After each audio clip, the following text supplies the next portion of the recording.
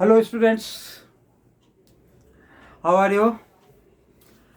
I think you are discussing about your future. बच्चों, इससे पहले जो वीडियो मैंने अपलोड की वो एक आपके लिए एक बहुत ही बेशकीमती वीडियो थी, जिसमें मैंने आपको ये बताने की कोशिश की आपको कि जो स्ट्रीम है वो आप सिलेक्ट जब करेंगे तो आपको किन किन बातों का ध्यान रखना पड़ेगा। ध्यान रखने का मतलब कहाँ कहाँ पर फोकस करना है, मंथन करना है, और तब अल्टीमेट खुद ही डिसीजन लेना है। बस मैं आपको क्या कर सकता था, गाइड कर सकता था, जो कि मैंने इससे पहले की वीडियो में आपको गाइड करने की कोशिश की है, गाइड किया है। तो अब हमने कंसीडर कर लिया आपकी तरफ से क्या कि हमारे पास क्लास 10th पास आउट होने के बाद 3 स्ट्रीम्स हैं। एक तो साइंस है और दूसरी कॉमर्स और तीसरी क्या है, ह्यूमैनिटी या फिर आर्ट। अब हमने यहाँ पे क्या लिखा कि are you selected the science stream. मतलब मेरा कहने का मतलब ये है कि आपने साइंस स्ट्रीम के लिए मन बना लिया है।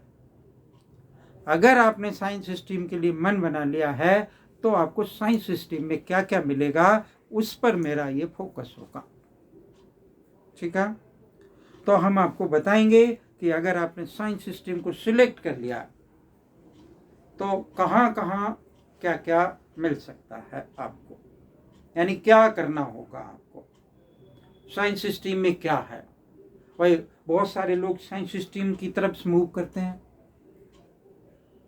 क्यों मूव करते हैं, क्या है इसमें, बहुत टफ है। After that they are moving. क्या टफ है इसलिए मूव करते हैं? क्या सफलता के ज्यादा चांसेस यहीं पर हैं इसलिए मूव करते हैं? तो ऐसा नहीं है, ठीक है। लेकिन हम आपको यहाँ पर क्या बताएंगे कि what are in science stream, मतलब साइंस स्ट्रीम है क्या। तो देखो ये लिखा हुआ है कि are you selected the science stream. बच्चों जो साइंस स्ट्रीम है हमारी उसमें क्या है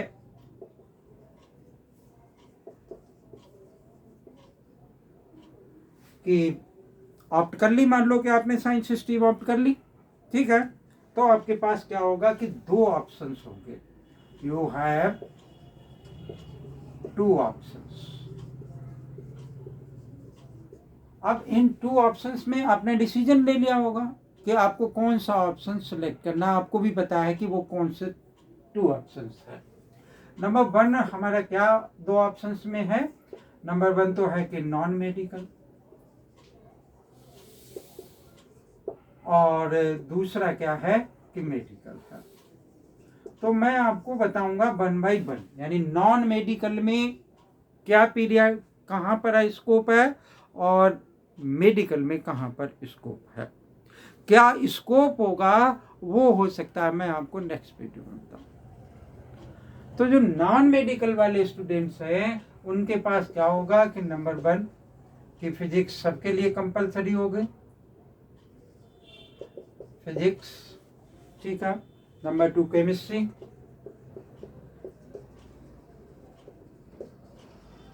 और नंबर 3 मैथमेटिक्स। मतलब ये 3 वो सब्जेक्ट हैं नॉन मेडिकल वाले के लिए जो कि लेने ही पड़ेंगे आपको, जिनको आपने लेना ही होगा। उसके अलावा नंबर 4 पे क्या होगा कि इंग्लिश एक लैंग्वेज होगी आपके पास में। 5th में आपके पास में एक सब्जेक्ट होगा जो कि हम क्या कह सकते हैं कि जिसमें ऑप्शनल सब्जेक्ट है।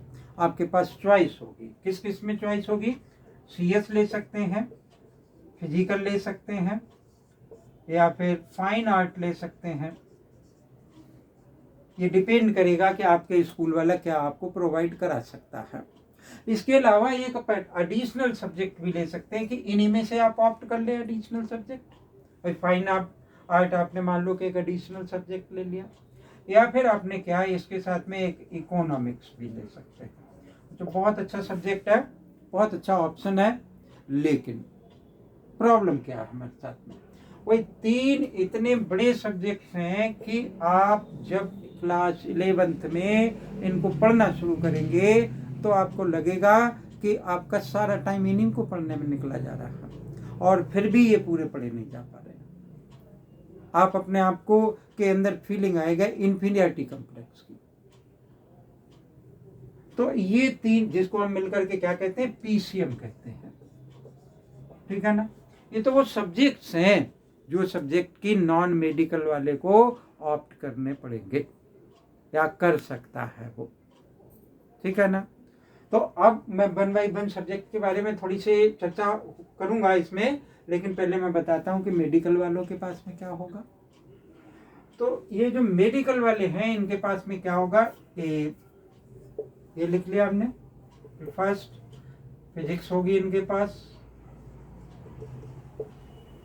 क्या होगा, केमिस्ट्री होगी, यानी सॉरी केमिस्ट्री। थर्ड इनके पास मैथ की जगह पर क्या होगा, इनका जो मेन सब्जेक्ट होगा वो बायोलॉजी होगा, ठीक है ना। उसके बाद बाकी एज इट इज हो सकते हैं कि नंबर 4 पे इंग्लिश कंपलसरी है, लेना ही पड़ेगा आपको। नंबर 5 पे सीएस के साथ जा सकते हैं आप, फिजिकल के साथ भी जा सकते हैं, फाइन आर्ट के साथ भी जा सकते हैं, और एक एडिशनल सब्जेक्ट ले सकते हैं, इकोनॉमिक्स भी हो सकता है आपके साथ में अगर स्कूल वाला प्रोवाइड कराएगा तो, ठीक है ना। अब आप अपने आप से पूछो कि जिन्होंने ये लिया वो क्या करना चाहते हैं और जिन्होंने ये लिया वो क्या करना चाहते हैं।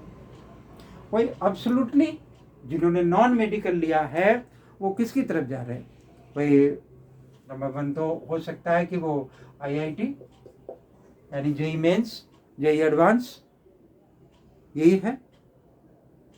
जिन्होंने ये ऑप्ट कर रखा है उनके पास क्या है कि वो आईआईटी की तरफ मूव करेंगे, इंजीनियरिंग की तरफ मूव करेंगे, एब्सोल्युटली करेंगे, ठीक है ना।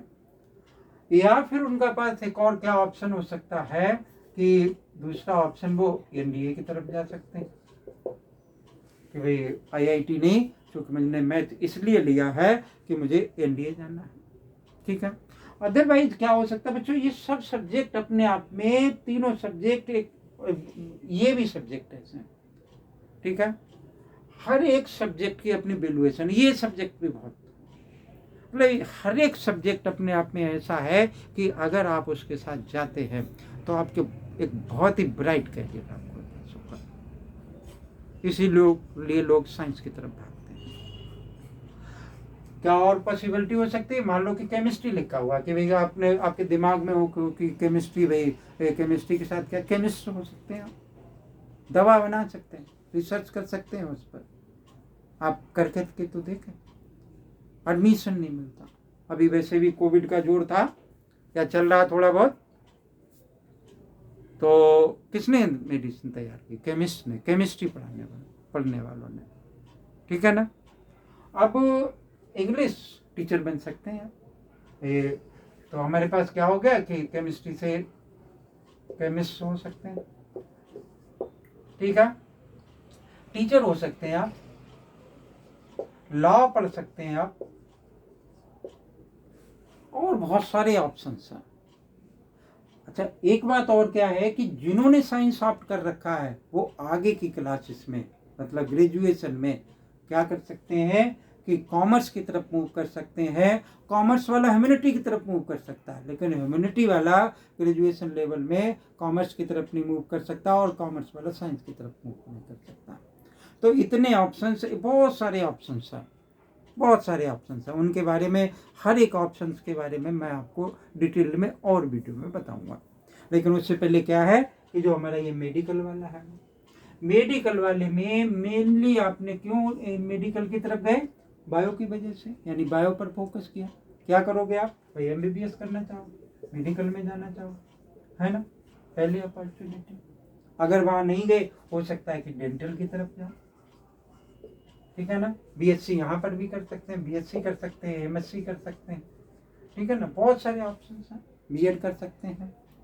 अब एमबीबीएस यहाँ पे क्या, हो सकता है कि डेंटल में चले जाएं, हो सकता है कि होम्योपैथी की तरफ, बीएचएमएस की तरफ चले जाएं, बहुत सारे ऑप्शंस हैं यहाँ पर भी। ऐसा नहीं है कि सिर्फ एमबीबीएस ही हमने किया तो हमें एमबीबीएस की तरफ जाना, कोई सीएस है यहाँ पर, है ना, CS है वे हम क्या कर सकते हैं और आगे चल करके इंजीनियरिंग कर सकते हैं यहाँ से, है ना। अब लेकिन हमारा पहला क्या है ऑप्शन, आप क्या लेना चाहते हैं कि भाई हमने क्या करना है कि MBBS की तरफ मूव करना है ना। नहीं मूव कर पाए, डेंटल की तरफ भी नहीं जा पाए, होम्योपैथी की तरफ भी नहीं मूव कर पाए, बी फार्मा है आपके पास में, बी फार्मा कर सकते हैं, ठीक है ना। बहुत अच्छा ऑप्शन है बी फार्मा।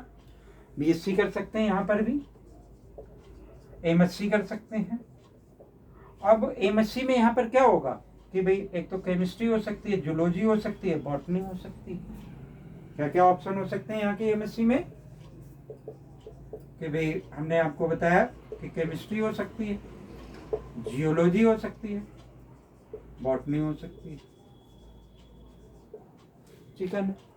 बच्चों केमिस्ट्री अगर BSc कर ली तो जैसे मैं यहाँ पे बताता था आपको, केमिस्ट बन सकते हैं, रिसर्च कर सकते हैं, बहुत अच्छे ऑप्शन हैं। जियोलॉजी में जीव जंतु से रिलेटेड होगा, जिसको जंतु विज्ञान कहते हैं, ठीक है ना, यहाँ रिसर्च कर सकते हैं, PhD कर सकते हैं।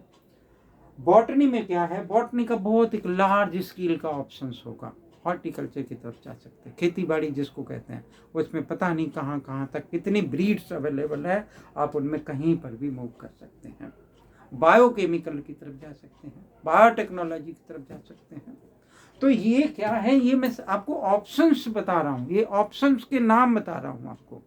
इन ऑप्शंस के अंदर क्या होगा, कहाँ से आपको मिल पाएंगे ये ऑप्शन, कितने अच्छे से पढ़ाए जा सकते हैं और क्या अवेलेबल हो सकता है इन ऑप्शन के अंदर। मान लो इंडिविजुअली सपोज कर लो कि मैंने एक फिजिक्स ले लिया, एक टॉपिक फिजिक्स ले लिया, टॉपिक नहीं एक सब्जेक्ट फिजिक्स ले लिया, ठीक है। आपका इनमें कहीं पर भी सिलेक्शन नहीं हुआ, आपने BSc किया, ऑनर्स किया फिजिक्स से, बहुत सारी अपॉर्चुनिटीज होती, इसीलिए हमारा क्या होता है, झुकाव होता है साइंस स्ट्रीम के।